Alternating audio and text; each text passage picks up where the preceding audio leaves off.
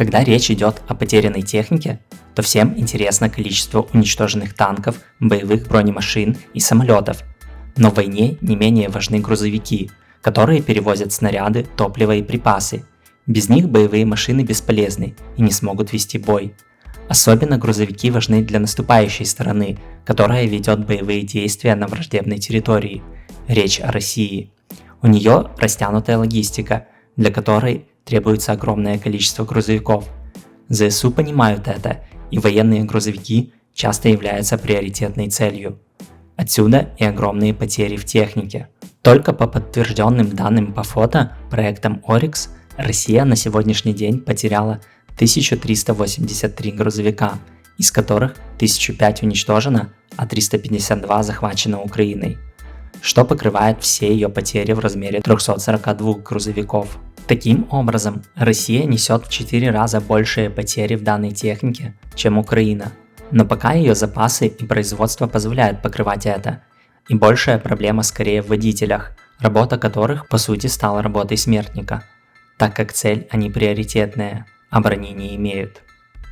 Восток. Харьков и пригороды подвергаются обстрелам, но изменений линии фронта не произошло, как и южнее в районе Изюма. Активизировались бои по направлению Северска, где российские войска повторяют попытки продвинуться в Ивано-Дарьевку. Дальше бои вдоль трассы Бахмут-Лисичанск. Также идут бои за Солидар, где россиянам удалось зайти на завод КНАУФ.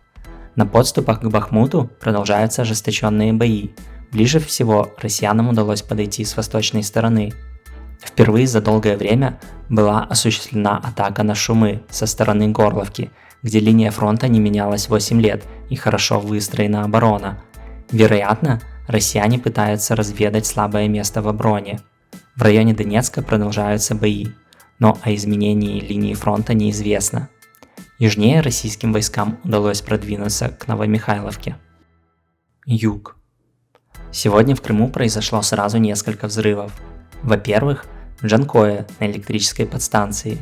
Во-вторых, мощные взрывы на складах боеприпасов в Азовском. Взрывы там продолжаются довольно долго, что потребовало эвакуации жителей в радиусе 5 километров, а также прервало железнодорожное сообщение, ибо в результате взрывов была повреждена колея. Известно, что помимо боеприпасов там находилось скопление техники, которая ожидала отправку в Украину. Также сообщается о взрывах на военном аэродроме в Симферополе, но кадров, подтверждающих это на момент создания ролика, не было. 20 батальона тактических групп на правом берегу Днепра испытывают все большие проблемы с обеспечением, а 3 ключевых моста сильно повреждены. Бои вдоль линии фронта продолжаются, но о изменениях неизвестно. Спасибо за просмотр, не забывайте лайки, комментарии, подписка, колокольчик важно, и огромное спасибо всем, кто поддерживает канал финансово, ну и поддерживает лайками и комментариями, тоже спасибо.